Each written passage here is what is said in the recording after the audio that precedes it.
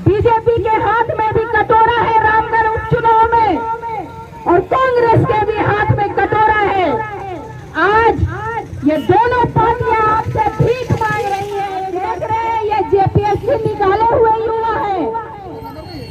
हेमंत सोरेन को शर्म होना चाहिए। जो युवा अफसर बनके सरकार चलाते, प्रशासन चलाते, आज वो युवा सड़कों पे है।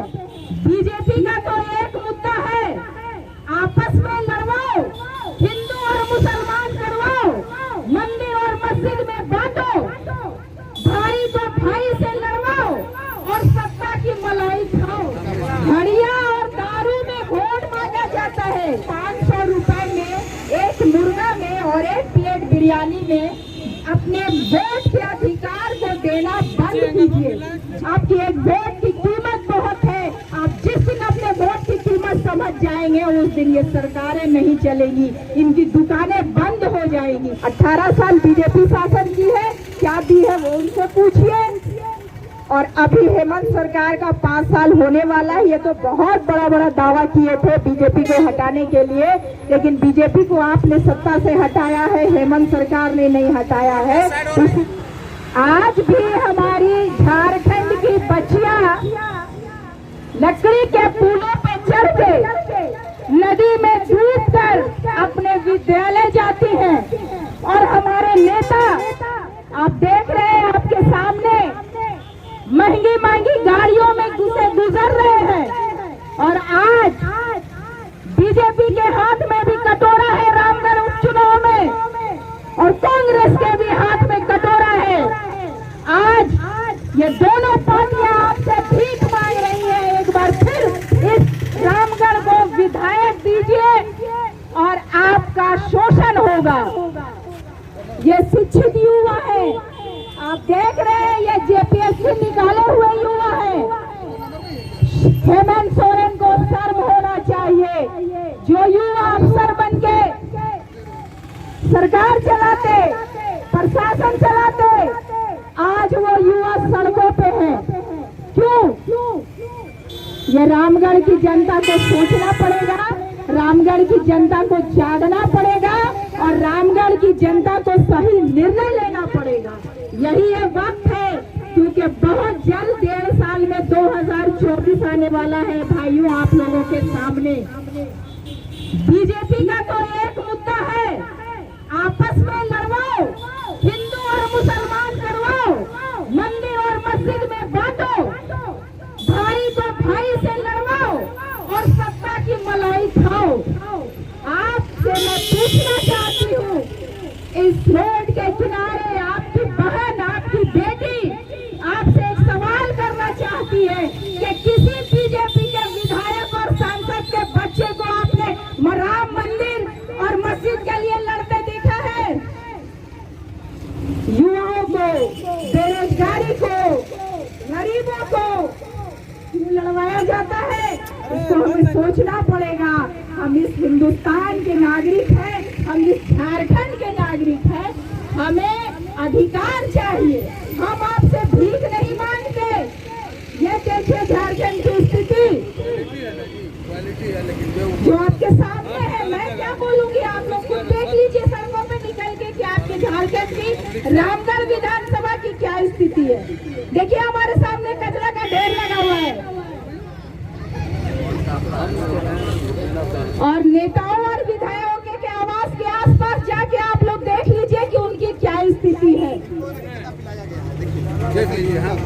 घड़िया और दारू में वोट मांगा जाता है।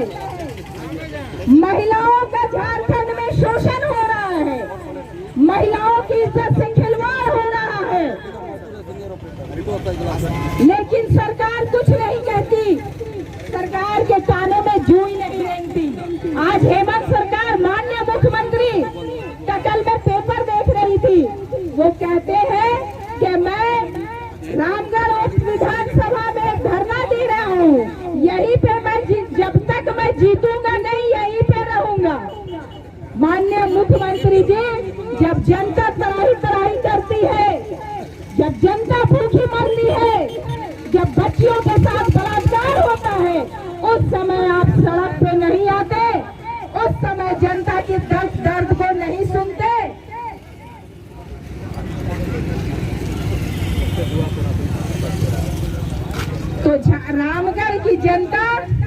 आपको जागना पड़ेगा अपने अधिकार के लिए। ना मुर्गी में ना दारू में मोहर लगाइए एक शिक्षित युवा के वोट पे, ताकि आपका अधिकार सुनिश्चित हो, आपको आपका अधिकार मिले, आपके बच्चों के लिए स्कूल मिले, आपके लिए स्वास्थ्य केंद्र मिले। आज हॉस्पिटल की क्या स्थिति है रामगढ़ में, मेरे को कोई एक आदमी आके बता दे कि यहाँ 24 घंटा हॉस्पिटल में डॉक्टर रहता हो, दवाइयाँ फ्री मिलती हो, ऐसी व्यवस्था रामगढ़ के सरकारी हॉस्पिटल की है? मैं पूछना चाहती हूँ आप लोगों से, है? रामगढ़ वासी बताए, है ऐसी स्थिति आपके हॉस्पिटल की? आपके हॉस्पिटल में फ्री इलाज किया जाता है? नहीं किया जाता है। क्यों? विधायक बीमार पड़ता है, विधायक का परिवार बीमार पड़ता है, उन्हें तुरंत एयर एम्बुलेंस से दिल्ली, मद्रास, अमेरिका भेज दिया जाता है और आपको मरने के लिए उसी सरकारी हॉस्पिटल में बिना दवा, बिना पानी, बिना इलाज के छोड़ दिया जाता है। चलिए, रिम्स झारखंड का सबसे बड़ा हॉस्पिटल है, आज वहाँ पेशेंट के सोने के लिए बेड नहीं है, दवा तो बहुत दूर की बात है। तो मेरे भाइयों, ज्यादा कुछ नहीं, आपको बोलने के लिए तो बड़े बड़े मंच में आएंगे, हेमंत जी आएंगे, बीजेपी वाले चंद्र प्रकाश चौधरी जी आएंगे और न जाने कितने बड़े बड़े नेता आएंगे, लेकिन आपके अधिकार की बात कौन करता है आपको देखना पड़ेगा।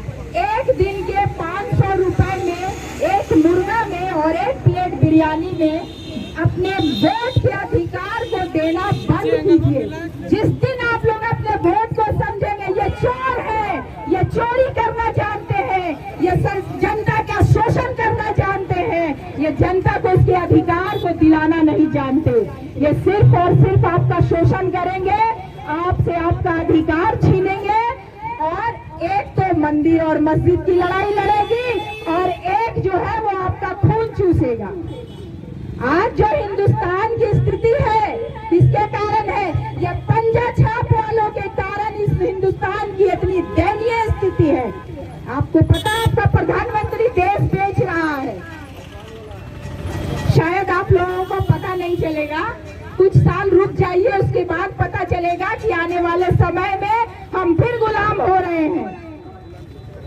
अब कोई बिरसा मुंडा नहीं आने वाला, अब कोई गांधी नहीं आने वाला, अब कोई मौलाना आजाद नहीं आने वाले जो आपको फिर गुलामी से आजाद दिलाएंगे, इसलिए कि वो अंग्रेज थे, उनको एक न एक दिन जाना था और ये हमारे आपस वाले हमें लूट रहे हैं, हमारे अपने हमें लूट रहे हैं, तो इसको कौन सोचेगा?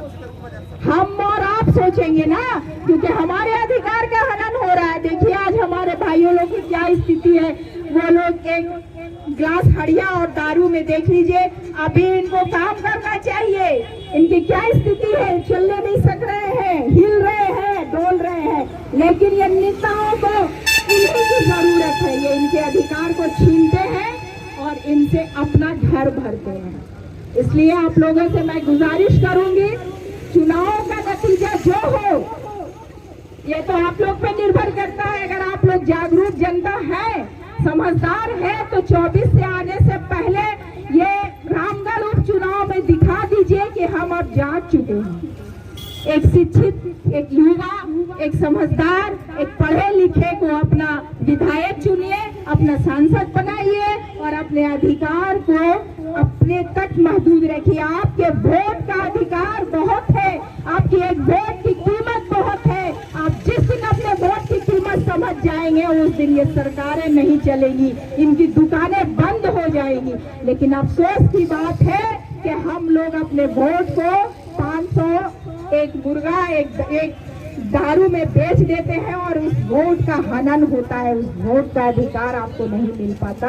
इसलिए अगर स्कूल चाहिए, शिक्षा चाहिए, स्वास्थ्य चाहिए, सड़क चाहिए, बिजली चाहिए, स्वास्थ्य पानी चाहिए, खुली हवा चाहिए, वातावरण अच्छा चाहिए, जहां हमारी बच्चियां, हमारे बच्चे एक संस्कारी बने, एक अच्छे स्कूल में शिक्षित हों, तो एक युवा को चुनिए।